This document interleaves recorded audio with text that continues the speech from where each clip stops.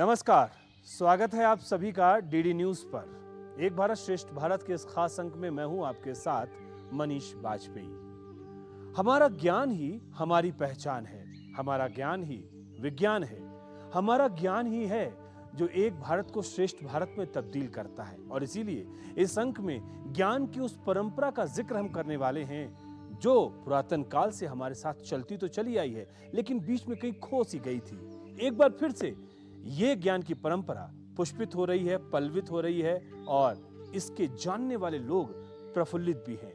हम बात करने वाले हैं सौवा रिगपा चिकित्सा पद्धति की।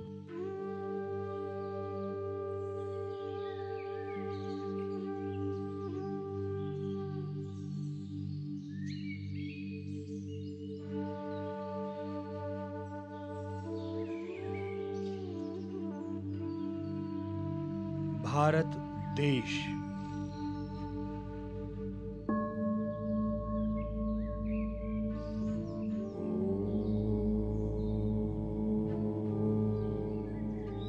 और भारत देश का मुकुट, देश का हिमालय क्षेत्र।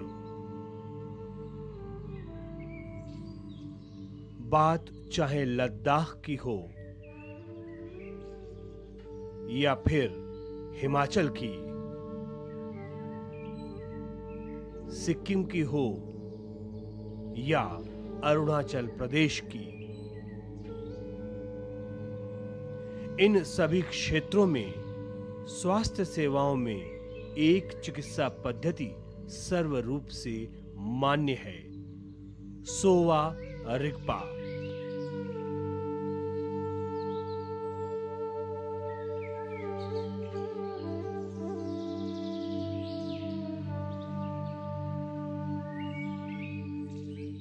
सौवा रिगपा के इतिहास पर अगर हम नजर डालेंगे तो इसका इतिहास भारत की आयुर्वेदिक चिकित्सा पद्धति के साथ जुड़ता हुआ दिखाई देता है।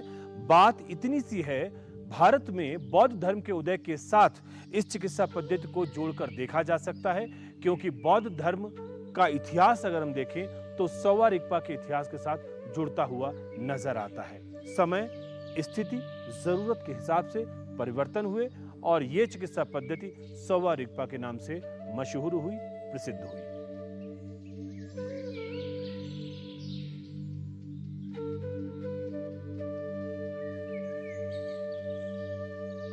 सोवा रिगपा का अर्थ है साइंस ऑफ हीलिंग या आयुर्विज्ञान।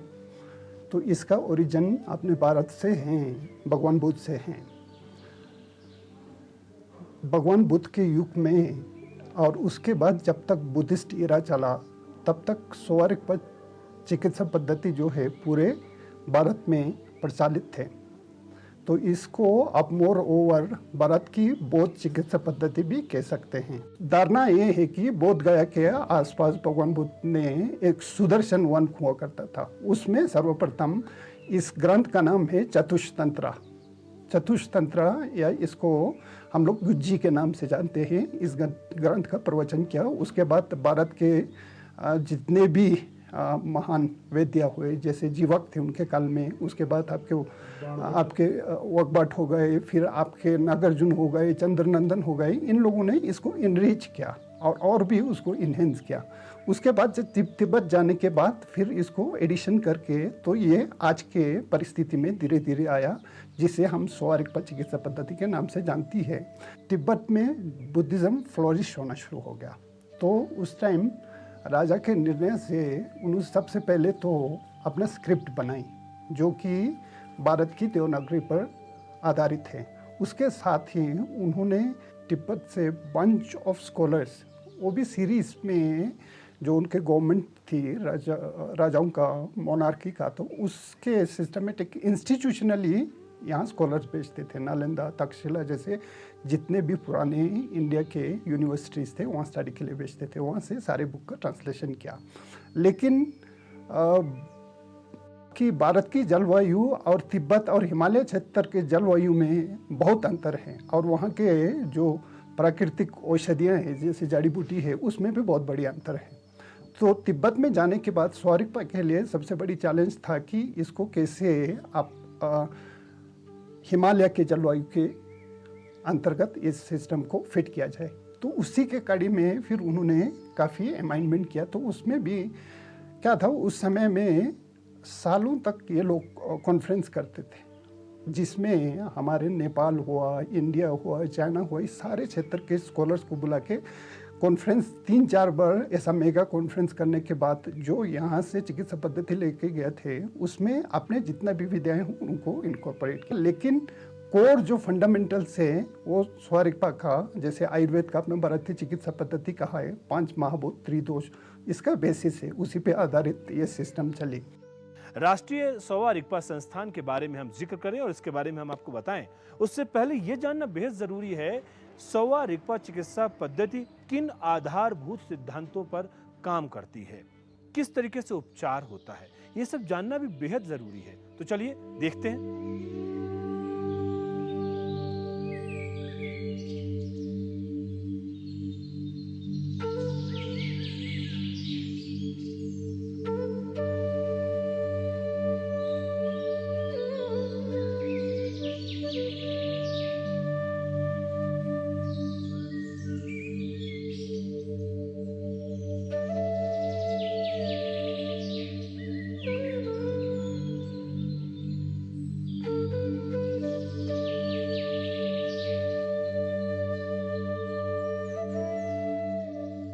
तो इसमें ये चिकित्सा पद्धति 5 महाभूत जो कि आयुर्वेद का भी आधार है, उसी तरह त्रिदोष जो आयुर्वेद का भी आधार है। इसका मूल मंत्र क्या है, जितने भी संसार में चीज़ें हैं वो सारा 5 महाभूत से निर्मित है। तो 5 महाभूत को हमारे सौवा रिगपा के भाषा या बोटी भाषा में साचू में लुंग नामखांग नाम से जाना जाता है। ये है 5 महाभूत या 5 तत्व। तो उससे क्या है, आपके फिर त्रिदोष वात पित्त कफ इसका सृजन होती है। तो इसी पे सारा फिलोसफी आधारित है। आधारित कैसे है कि हमारा, जैसे मैंने आपको कहा कि हमारा जो शरीर है 5 महाभूत से बना है। तो बीमार क्यों होते हैं, जब ये 5 महाभूत आपके शरीर में सम स्थिति में नहीं रहते हैं, उसमें या किसी में बढ़ाव या किसी में उतराव आती है, तो हम लोग बीमार होते हैं। तो उसको इनकाउंटर करने के लिए औषध कौन सी चाहिए आपको, तो औषध भी वही 5 तत्वों से आती है। तो 5 तत्वों का तो पूरे का पूरा चीज़ें ये सिस्टमेटिकली एक्सप्लेन्ड है। जैसे आपके शरीर में मान लो पृथ्वी तत्वों का कमी है, तो आपको ऐसे औषधि प्रकृति से देंगे जिसमें प्रकृति जो आपके पृथ्वी प्रकृति का ज़्यादा गुण हो, तो इस तरह से वो समस्थिति में आ जाती है। ये जो है बेसिक फंडामेंटल्स है। तो इसको आप पहचानेंगे कैसे, तो शरीर में अपना लक्षण देना शुरू होता है। तो हमारे सौवा रिगपा पद्धति में भी मेन है आपके दर्शन, स्पर्शन और स्पर्श। ये जो है मेन टूल है आपको डायग्नोस करने के लिए, आपकी बीमारी क्या है, किस तरह से है, उसको डायग्नोस करने के लिए। तो उसमें एक तो आप दर्शन पेशेंट को देख के करते हैं, उसमें मेन है आपका एक तो आंख, जितने भी आपके सेंसेस उसको देख सकते हैं, आपके त्वचा है, फिर आपकी जीभ है। मेन जो है जीभ एक मेन चीज़ की तरह हम लोग देखते हैं। तो उस सारे चीज़ों को देख के आपको डायग्नोस करते हैं। तो उसके साथ में ही फिर आपका आता है पर्सन, जिसको अभी हिस्ट्री ट्रेकिंग कहते हैं हम लोग, या उसका पूरा इतिहास लेना, किस तरह से वो बीमार पड़ा। तो उसको लेके फिर हम आपको प्रश्न पूछते हैं, किस तरह से आप बीमार हुए, क्या खाए थे, किस तरह का आपका आचरण रहा, ये सारी चीज़ों को एनालाइज करते फिर आपके उसको पहचाना जाता है। उसके बाद फिर आपका आता है दर्शन, प्रश्न के बाद फिर स्पर्श, फिर टच से है। टच में सौवा रिगपा का एक विशेषता है नाड़ी परीक्षा, जो कि बाकी जितने भी चिकित्सा पद्धति है उससे काफ़ी एडवांस है सौवा रिगपा पद्धति में। तो उसमें क्या है कि नाड़ी के द्वारा आपके जितने भी शरीर के अंग हैं उसको आपके उंगलियों पे बांटी हुई होती है। तो जैसे उंगली पे आपका हार्ट है, उसी तरह लीवर, लंग्स, इस तरह से सारे उंगलियों पे आपके पूरे ऑर्गन्स बंटे हुए हैं। उसी तरह से आपके शरीर के ऊपरी भाग और नीचे वाली भाग सारी बंटे हुए हैं। तो उससे आपके जितना भी शरीर में विकृतियां हैं वो आपके पकड़ में आ जाती हैं। तो आपको पता चल जाता है आपके अंदर किस चीज़ का विकार है।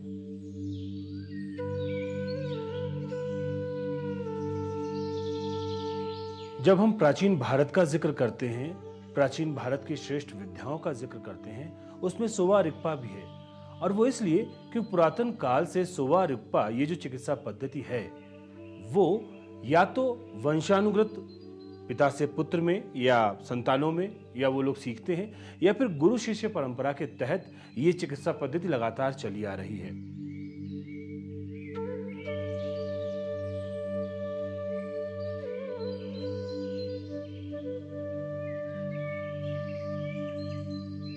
आप आती है मेन पार्ट, आप ट्रीटमेंट कैसी होती है या आप किस तरह से उपचार करते हैं, कोई रोगी आता है तो सोवा रिगपा में 4 मेन जो है चीज़ों का ध्यान रखा जाता है। सबसे पहले तो है आपका आहार विहार, जिसको हम कंडक्ट या लाइफस्टाइल कहते हैं।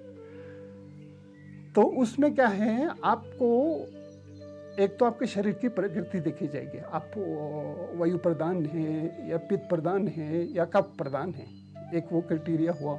फिर उसके बाद आपका अपना खाने का पचान शक्ति कैसे है, वो सारे चीज़ों को ध्यान रखा जाता है। फिर आपका लाइफस्टाइल है, कोई शरीर से बिल्कुल बल्कि या मोटे होते हैं, कोई दुबला पतला होता है, तो इस तरह से उसी को ध्यान में रख के उसको खाने पीने का, उसके साथ साथ आपके कौन सा अगर रोगी है तो कहाँ विकार है उसको ध्यान में रख के आपको फिर रहन सहन बताई जाती है।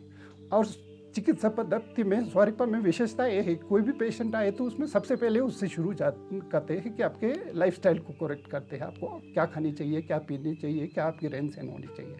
उसके बाद फिर शुरू होती है आपकी, फिर उससे कंट्रोल नहीं होता है, फिर औषध की बारी आता है, उसमें आपको फिर मेडिसिन देंगे। मेडिसिन में भी सोवा रिगपा जैसे मूलतः आधारित है हिमालय के जड़ी बूटियों पर, और साथ में जितने भी हमारे भारत की जैसे स्पाइसेस है, फिर आपके फ्रूट्स है, उस तरह के बहुत सारी इंग्रेडिएंट करके। और चौथा आपका है फिर शल्य, उससे कंट्रोल नहीं आता है तब आप शल्य पे जाते हैं, जिसको हम एक्सेसरी थेरेपीज कह सकते हैं, या आप सर्जरी वगैरह होती है, वो सारी चीज़ें उसके बाद आती हैं।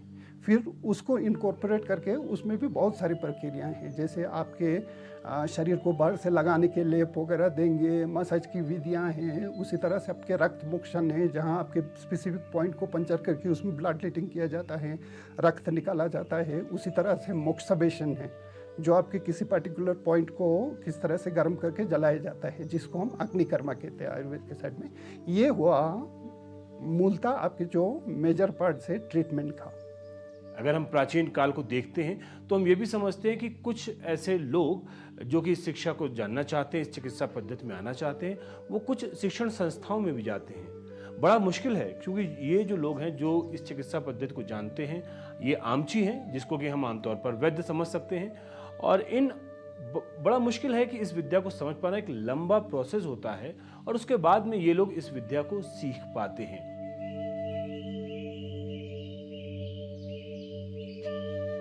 पुराने ज़माने में मैक्सिमम आज भी जो हमारे लद्दाख में अमची कहते हैं, जो प्रैक्टिशनर है उसको अमची कहते हैं, जो कि मंगोलियन शब्द है, उसका होता है सर्वश्रेष्ठ काइंड ऑफ थिंग, उसका नाम होता है। तो उसका मेन बनती कैसे कि उसको एक तो हेरिडेटरी से, अब लद्दाख में आप भ्रमण करोगे उसी तरह से बाकी हिमालय क्षेत्र में भ्रमण करोगे तो उसमें आप पाएंगे कि हर क्षेत्र में अपने गाँव में एक ना एक वैद्य होती है, जिसका मैनेजमेंट कम्युनिटी ही करती है। तो अमची जो है गांव का सबसे रिस्पेक्टेड होता है, उसका फैमिली लिनेज में ही सिस्टम चलते हैं। जैसे मेरे पिता अमची है तो मेरे को उन्होंने अमची का ज्ञान दिया, तो इसी तरह से लिनेज सिस्टम में लगभग हजारों साल से लद्दाख और अन्य हिमालय क्षेत्रों में चली आ रही है।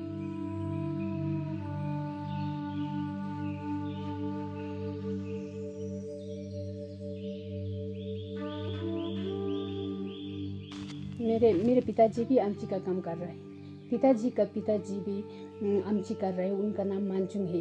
हमारे गाँव का नाम ही मल्ला है ना, इसीलिए करना पड़ता है। गांव में भी पहले ज़माने में कोई डॉक्टर ऐसे नहीं होते हैं, अमची होते हैं। फिर इसलिए मुझे करने की शौक भी था कि दवाई करेगा तो अपने घर में बैठ के दवाई करेगा तो अच्छा भी रहेगा सोच के।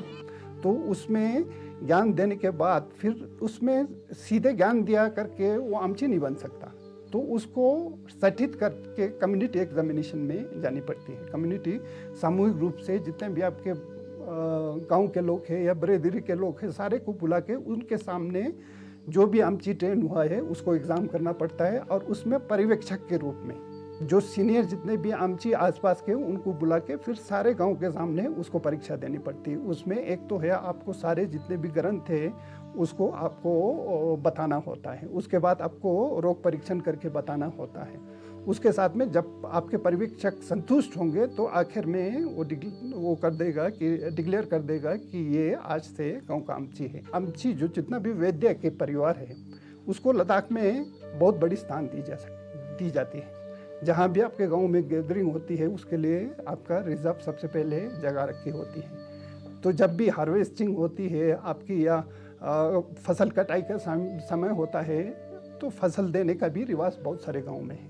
उसके साथ में गांव के लोग आपके मदद के लिए आते हैं, तो वो सारे लोग वॉलंटियरली जितने भी खेतीबाड़ी में कामकाज है उसमें आमची के मदद के लिए आते हैं। तो तब तक भी ये सारा प्रथा इसी वजह से जीवित रखा क्योंकि एक सामाजिक बहुत बड़ी इसका जड़ें मजबूत थी। इसके वजह से आमची जो चिकित्सा विद्या है आज तक जीवित रहे और फुलित होते रहे। राष्ट्रीय सौवा रिगपा संस्थान, ये बोर्ड अपने आप में बताने के लिए काफी है कि सौवा रिगपा का महत्व किस तरह से बढ़ रहा है। इस संस्थान की भी कहानी हम आपको बताएंगे और सौवा रिगपा के बढ़ते हुए महत्व के बारे में भी हम आपको बताएंगे। लेकिन उससे पहले एक छोटा सा ब्रेक लेते हैं और ब्रेक के बाद जब लौट कर आएंगे तो चिकित्सा पद्धति के बारे में भी बात हम करेंगे। एक छोटा सा ब्रेक, तुरंत वापस आते हैं।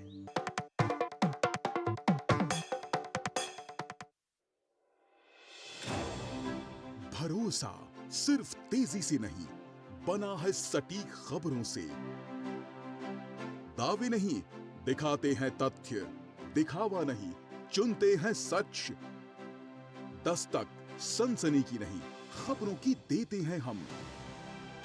यही है रिश्ता आपका हमारा, बना है अटूट भरोसा वर्षों की मेहनत से। डीडी न्यूज, भरोसा सच का। ये भरोसा और हो रहा है गहरा क्योंकि आपका अपना चैनल अब है नए तेवर और नए कलेवर में।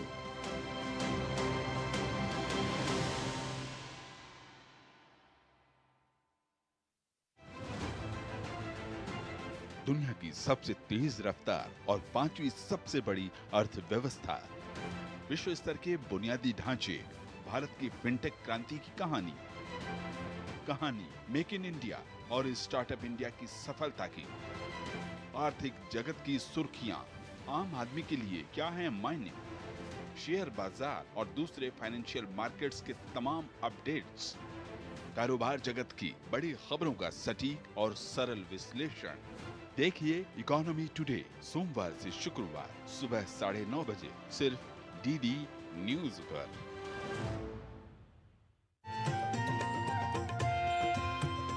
नए दिन की करें शुरुआत भारतीय ज्ञान परंपरा, संस्कृत और स्वास्थ्य के साथ।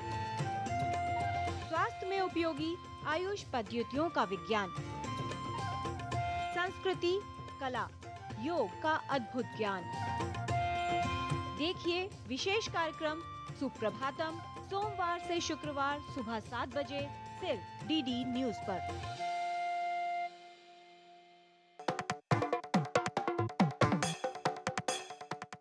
Welcome back. ब्रेक के बाद एक बार फिर से आप सभी का स्वागत है डीडी न्यूज पर। एक भारत श्रेष्ठ भारत में मैं हूं आपके साथ मनीष बाजपेयी। देश में आमतौर पर सौवा रिगपा चिकित्सा पद्धति को तिब्बत औषधीय परंपरा से भी जोड़कर देखा जाता है, लेकिन पिछले कुछ सालों में देश में इसका प्रचार प्रसार तब से बढ़ा है जब केंद्र सरकार ने इसे आयुष मंत्रालय के तहत मान्यता प्रदान की। आयुष परिवार में सोवा रिगपा सिस्टम को शामिल किया गया है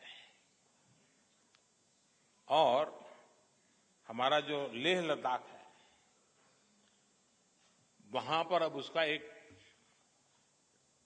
अंतर्राष्ट्रीय स्तर का सेंटर विकसित किया जा रहा है।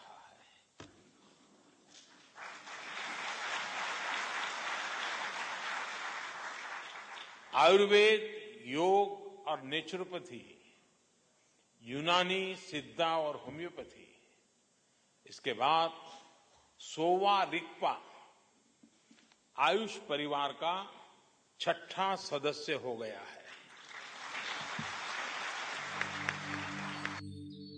इसके पश्चात सवा रिगपा चिकित्सा पद्धति को लेकर देश भर में एक जागरूकता देखी जा रही है और युवाओं में इसके प्रति रुझान भी। केंद्र सरकार ने एक बड़ा तोहफा दिया है उन लोगों के लिए जो सवा रिगपा चिकित्सा पद्धति से जुड़े हुए हैं, जो इसके ज्ञान को समझते हैं और उनके सालों पुरानी मुराद पूरी हो गई क्योंकि अस्तित्व में आ गया राष्ट्रीय सवा रिगपा संस्थान। और ये संस्थान इस चिकित्सा पद्धति के लिए वरदान साबित हो रहा है। रिसर्च की व्यवस्था की जा रही है। जो लोग इस चिकित्सा पद्धति से जुड़ते हैं उनके लिए पूर्ण तरीके से एक प्रशिक्षण की सुविधा यहाँ पर उपलब्ध कराई जा रही है और वाकई अब इसका भविष्य और बेहतर होने वाला है। तो इसमें सबसे बड़ी पॉजिटिविटी तो तब आई जब भारत सरकार ने इसको ऐसे आयुष चिकित्सा पद्धति मान्यता दी। तब तक सबसे बड़ी कठिनाई थी जब आप सरकारी किसी नियम के अंतर्गत नहीं आते तो सरकार की तरफ से आपको कोई सहायता भी नहीं मिलती, तो सरकार की तरफ से कोई संस्था की स्थापना भी नहीं होती है। तो यहाँ के चिकित्सकों द्वारा और हमारे आमची एसोसिएशन द्वारा काफ़ी समय तक ये प्रयास जारी रहा और अंत में 2010 में ये आयुष में सम्मिलित हुआ। यहाँ पर मैं दवाई लेने आई थी मेरी बहन और पापा के लिए, क्योंकि वो पहले भी यहाँ पे आ चुके हैं, आके टेस्ट वेस्ट करके दवाई लेके गए थे। तो वो दवाई उनको बहुत फ़र्क हुआ। अभी उनका जो पेन है वो बहुत कम हो चुका है। तो अभी डॉक्टर ने बोला था कि इसको कंटिन्यू रखना है, तो हमने फिर से ले लिया। अब जब देश एकता और अखंडता के सूत्र में बंधा हुआ है तब देश श्रेष्ठता की तरफ आगे बढ़ रहा है और इसमें देश की प्राचीन ज्ञान परंपरा का अमूल्य योगदान दिख रहा है। सवा रिगपा चिकित्सा पद्धति एक भारत श्रेष्ठ भारत में कुछ इसी तरह से अपना योगदान कर रही है। एक भारत श्रेष्ठ भारत के लिए लद्दाख की बहुत बड़ी योगदान है। एक तो ये सीमावर्ती क्षेत्र है और यहाँ हमारे पर रिसोर्सेस है। यहाँ के ज्ञान और लोगों को मिलकर हम भारत एक भारत श्रेष्ठ भारत के लिए बहुत बड़ी योगदान दे सकते हैं, अभी भी दे रहे हैं और इसको आगे और भी बढ़ाने का बहुत बड़ी स्कोप है। कल तक जो हमारे ज्ञान का उपहास उड़ाते थे आज वो हमारे पास आते हैं। आज हमारे उन्हीं ज्ञान की पुस्तकों को अपने यहाँ पर ले जाकर उनका अनुसंधान करते हैं। लेकिन अब जरूरत यह है कि हमें हमारे ज्ञान पर ही पुख्ता होने की जरूरत है, उस पर भरोसा करने की जरूरत है और यही वो बात होगी जिससे हमारा भारत एक भारत से श्रेष्ठ भारत में तब्दील होगा। यही हमारा भी ख्वाब है और यही हम सबका ख्वाब है कि हमारा भारत एक भारत श्रेष्ठ भारत बने। तो फिलहाल इस कार्यक्रम में दीजिए मुझे इजाजत, लेकिन इस वायदे के साथ में कि फिर होगी आपसे मुलाकात। तब तक के लिए नमस्कार।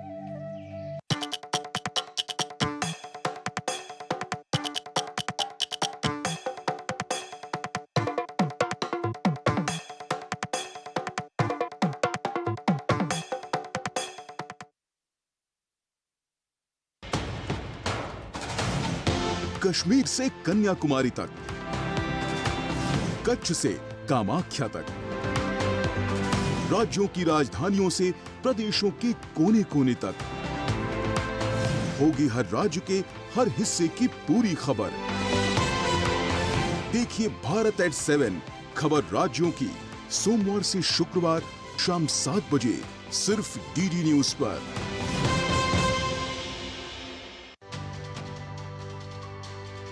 नए कानून लोगों की भलाई पर जोर देते हैं, लेकिन जानकारी की कमी के चलते नए कानून को लेकर कई तरह की भ्रांतियां, सवाल और शंकाएं हैं। तो चलिए आज बात करते हैं नए कानूनों को लेकर फैलाए जा रहे मिथक और सच्चाई की। मिथ है कि पुलिस हिरासत की अवधि 15 से बढ़ाकर 90 दिन करना पुलिस की यातना की संभावनाओं को बढ़ाता है, जबकि सच्चाई ये है कि कानून में 24 घंटे के भीतर जांच पूरी नहीं होने पर प्रक्रिया निर्धारित की गई है। पुलिस हिरासत की अवधि 15 दिन तक ही सीमित है। BNSS के तहत लागू 60 से 90 दिनों की कुल अवधि में से 40 और 60 दिनों की अवधि के भीतर आंशिक या पूरी पुलिस हिरासत ली जा सकती है। पुलिस हिरासत देने में न्यायालय का विवेक पहले की ही तरह बरकरार रखा गया है। अगर आरोपी जमानत का पात्र है तो पहले 15 दिनों से अधिक की पुलिस हिरासत आरोपी की जमानत में बाधा नहीं बनेगी। नए आपराधिक कानून यानी भारतीय न्याय संहिता 2023, भारतीय नागरिक सुरक्षा संहिता 2023 और भारतीय साक्ष्य अधिनियम 2023 1 जुलाई 2024 से लागू हो रहे हैं। नए कानूनों के बारे में जानने के लिए NCRB संकलन of criminal laws mobile app को प्ले स्टोर या ऐप स्टोर से डाउनलोड करें।